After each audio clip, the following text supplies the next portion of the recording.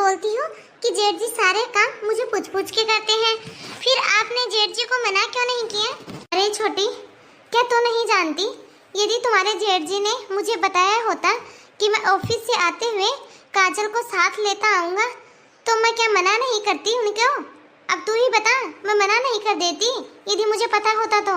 अरे इन्होंने तो खुद मुझे अभी बताया है कि ऑफिस से आते हुए काजल को लेते आएंगे। ये तो बोल रहे थे कि मेरे पास में गुड़िया का फोन आया है कि मामा छुट्टियों में मुझे नानी के घर ही आना है, इसलिए आप हमें लेने के लिए आ जाओ। बस इसीलिए लेने के लिए गए हैं। वही तो दीदी, काजल दीदी ना गुड़िया को सर के ऊपर चढ़ा के रखा है, नानी का घर नानी का घर। अरे जब तक नानी होती है तब तक ही तो नानी का घर होता है ना, जब नानी होती है तभी तक तो नानी का घर होता है। अब तो मामी का घर है ये, और मामियों का भी तो मन होता है छुट्टियों में वो भी अपने घर जाए, घूमने फिरने के लिए जाए। अब वो महारानी आके बैठ जाएंगी यहाँ पे। दीदी आपको तो पता ही है, मुझे भी तो जाना था ना अपने मायके। अरे छोटी, तू तो हमेशा बस अपने बारे में ही सोचती रहती है। अरे क्या तुझे अकेली को ही मायके जाना था? मुझे भी तो जाना था ना अपने मायके।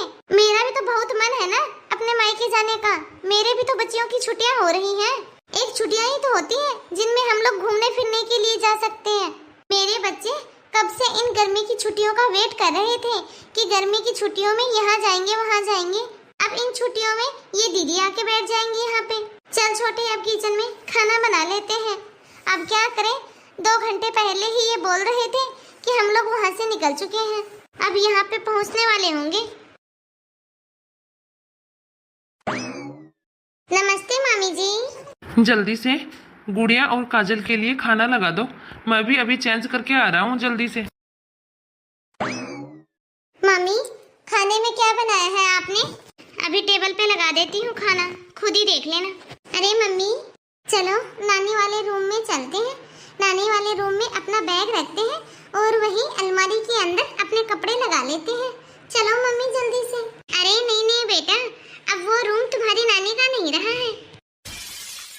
हाँ बेटा, अब उस रूम को ना हमने स्टडी रूम बना दिया है। अब बच्चे भी हैं, बड़े हो रहे हैं, उनका एग्जाम आ रहा है, उनके प्रिपरेशन के लिए उनको भी तो अलग से एक रूम चाहिए ना, उनको भी तो थोड़ा स्पेस चाहिए ताकि वो अच्छे से अपनी पढ़ाई कर सके।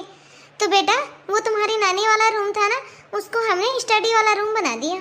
तो मम्मी अब हम कौन से रूम में रहेंगे? मुझे अपने कपड़े रखने थे नानी वाले रूम में, अब कहाँ पे रखे हम अपने कपड़े? अरे बेटा तुम्हें कौन सी पूरी जिंदगी के लिए रहना है यहाँ पे? तुम लोग तो 2-4 दिन में चले जाओगे वापस।